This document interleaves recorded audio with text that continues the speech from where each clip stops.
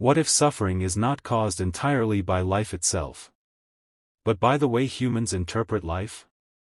What if anxiety grows because people desperately try to control things they never truly could control? Other people, the future, reputation, loss, death. Human beings constantly struggle against uncertainty. Yet uncertainty always remains. Few philosophers understood this more deeply than Epictetus, a man born into slavery, who taught that true freedom begins inside the mind. Tonight, we explore Epictetus' philosophy of suffering, control, acceptance, emotional resilience, and the possibility of inner peace even inside hardship. Part 1: The Slave Who Became Free. Unlike many philosophers born into privilege, Epictetus began life as a slave. He experienced powerlessness, humiliation, hardship, uncertainty. Yet despite external limitation, he developed a philosophy centered on inner freedom. This became one of the central ideas of Stoicism. A person may lose external freedom, yet still preserve internal freedom. Because according to Epictetus, the mind itself remains the final territory humans can learn to govern. Part 2: What is really under your control? At the center of Epictetus' philosophy exists one powerful distinction. Some things are controllable, others are not. Humans often suffer because they confuse these categories constantly. People try controlling public opinion, outcomes, other people's behavior, the future, fate itself. But these things remain uncertain. And attachment to uncertainty creates anxiety. Epictetus believed peace emerges when humans focus attention only on actions, judgments, discipline, character, response. This does not eliminate difficulty, but it prevents psychological chaos from multiplying unnecessarily. Part 3: Suffering and Judgment. Epictetus believed external events do not automatically destroy people emotionally. Instead, judgment shapes emotional experience. Two individuals may experience identical hardship, yet react completely differently psychologically. Why? Because interpretation changes suffering. This does not mean pain is imaginary. Loss still hurts. Rejection still hurts. Grief still hurts. But humans often intensify suffering through resistance, catastrophic thinking, obsession, fear of uncertainty. Modern anxiety reflects this deeply. People mentally replay possible disasters endlessly. And through imagination, future suffering invades the present moment. Part 4: The Desire to Control Life. Human beings crave certainty naturally.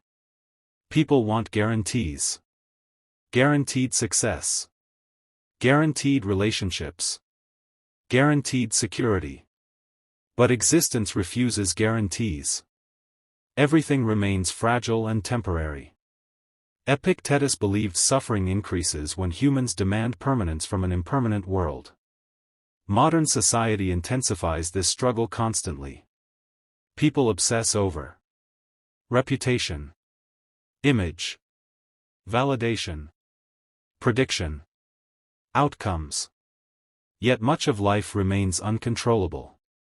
And perhaps emotional exhaustion partly emerges because humans attempt psychological control over reality itself. Part 5: Acceptance is not weakness. Many misunderstand Stoic acceptance. They imagine passivity, surrender, emotional numbness. But Epictetus did not teach helplessness. He taught intelligent acceptance. The wisdom to recognize reality clearly instead of fighting what cannot be changed. Acceptance does not mean humans stop acting. It means they stop emotionally collapsing over uncontrollable outcomes. A disciplined mind continues moving forward despite uncertainty. Part 6. Inner Freedom. Epictetus believed external freedom means little without internal mastery. A person controlled by anger, fear, envy, desire, public opinion remains psychologically imprisoned. True freedom comes from governing one's reactions consciously. This is extremely difficult. Modern life constantly manipulates emotional attention through outrage, comparison, stimulation, social pressure.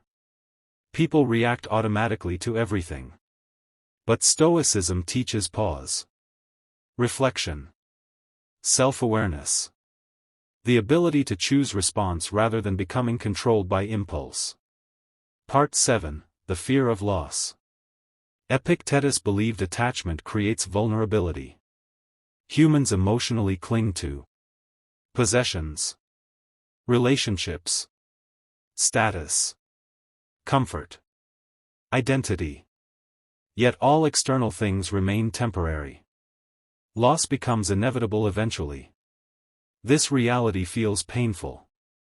But Epictetus argued suffering worsens when humans deny impermanence. Stoicism teaches appreciation without possession, love without illusion of permanence, engagement with life while accepting uncertainty. Part 8. Modern Anxiety and Stoicism. Epictetus feels incredibly relevant today. Modern people experience constant psychological overload. Information, comparison, pressure, uncertainty, overstimulation. The nervous system rarely rests.